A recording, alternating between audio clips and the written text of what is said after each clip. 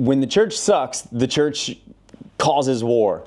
When the church is healthy, the church prevents war. And in this video, I want to talk about a time where the church prevented it and 4 things that I found is blatantly obvious of what they did that we can apply to our situation today. Because obviously, there's a similarity with what is happening now in society and what was happening in the 1700s when the Methodist movement took off. And that's typically when the church has the best chance to make a difference in society. It's when there is tension, because we get to act like Jesus and we look a lot different than anybody else in those situations. But the bloody revolution was happening in France, and then simultaneously the air in the balloon of society is filling and tension is rising in the UK. And then you had this army of little Christs that scattered all across society and completely changed culture. So that's what we're going to talk about in the next couple of minutes, over the next couple of minutes. So there's this article by a guy named David Beidel, not sure. Hope it's, for our sake, I hope it's Beidel. For his, I hope it's Beidel. And the article is called The Bloodless Revolution. And he said, the mystery of the UK's capacity to honor the old guard while raising up a more democratic system without a revolution is a sociological wonder. Many credit the Great Awakening, in particular the Methodist movement, launched by John Wesley, for this extraordinary and peaceful transition. Okay, so thing 1 that they did that we can do now, they fought for holiness. Oversimplified. What do you mean they fought for holiness? There was the Times wrote to G.K. Chesterton one time, and they said, what is wrong with the world? What's the problem with the world? And he writes back and said, dear sir, I am. G.K. Chesterton signs his name.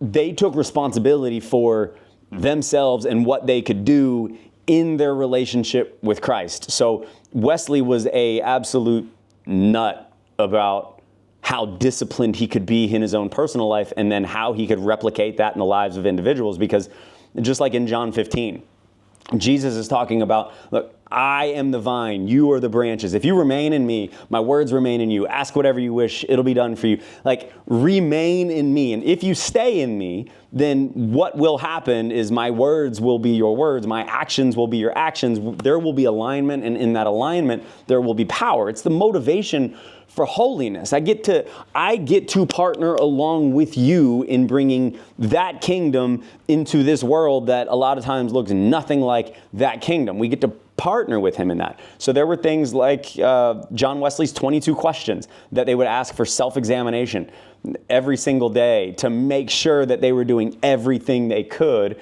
to be the hands and feet of Jesus. People like William Wilberforce, who by the end of his life got the British West Indies slave trade abolished in Parliament. But he took personal responsibility. He had this big impact, but he took personal responsibility for the people that he evangelized to and told about Jesus. But also he started a movement called the Reformation of Manners. Like, let's go back to the basics and not be douchebags all the time. How about that? So there was fight for holiness. This is thing 1. Second was they fought for unity. Jesus said it. By this they will know that we're his disciples, by the way we love one another. It's not complicated, but we're fighting over doctrine while people are talking about nuclear war. And we're sitting there arguing over, it's like, nah, he probably meant that there because... Stop. There's a time for it, but not right now. It's not the important. It's not the essential. What's essential is that we are the hands and feet of Jesus, and that we're serving the poor, that we're doing everything that we can, and that as we do that, we do it together. This is the only way that people are going to look at the church as the example. The only way we become salt, light, any of that is when they see that everything else is divided and we are together. I don't think it's coincidence that in the Sermon on the Mount, Jesus is saying, blessed are the poor in spirit, blessed are the meek, blessed are those who hunger and thirst for righteousness, blessed are the pure in heart, the peacemakers, the persecuted. All these things that don't sound like blessed. And the very next thing he says is, you are the salt of the earth. You are the light of the world. It's when things don't look that good and people don't feel that blessed, now all of a sudden you have the chance to be salt. You have the chance to be light. So they fought for holiness, they fought for unity, and then they fought for the weak. Not as organizations. There were organizations that fought against the weak, but it was the individuals that fought for the weak. Listen to this. This is in David Beadle's article. He said, Methodism unleashed an army of little Christs all over Europe. They cared for the poor, took in unwanted and abused children, fought unjust laws and labor conditions, visited prisoners, battled against slavery. They joined hands with the apostles and turned the world upside down. Eventually, compassion became fashionable. They took what was happening in society and they flipped it. They made serving the poor cool, but they didn't put it on the Church of England. They didn't put it on FEMA to help the hurricane. Sure, we can give money and we can support organizations, and we should be part of organizations. However, when we are walking past people every single day with the ability to give a smile, the ability to pray for, the ability to help, the ability to, whatever it is that we have the ability to do, we're not even paying attention to them. We're walking past the individuals hoping for the big impact, but it's the individuals that collectively over time make the big impact. The reason that this church changed culture was not because they had a big organization that changed everything. It was because each individual took responsibility for, this is my part and this is my daily bread. I've been giving something today, so this is what I'm going to give today. This is what I'm going to do for the people around me, for my family. I'm not going to be a jerk to my family all day because I want to go do all this other stuff. I'm not going to walk past, I'm not going to be a jerk to the store clerk that's checking me out not checking me out, but checking me out. You know what I mean? In the grocery store, just because I want to listen to this podcast right now. It's a person.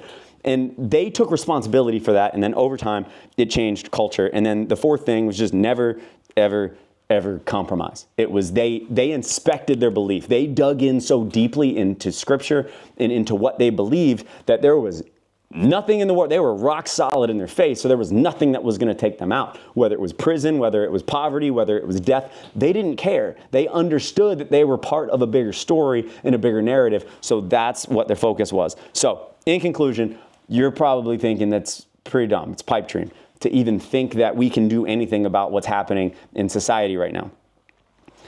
There's a quote that I love. Christianity has not been tried and found wanting. It has been found difficult and left untried. So for us, for you, if you're watching this, if you're a believer, if you're part of the church, do something. Try. Start now. Pray and ask and listen and then be obedient. What is that thing that you can do today to impact the world around you? Stop whining on TikTok and just help somebody or something. I don't know.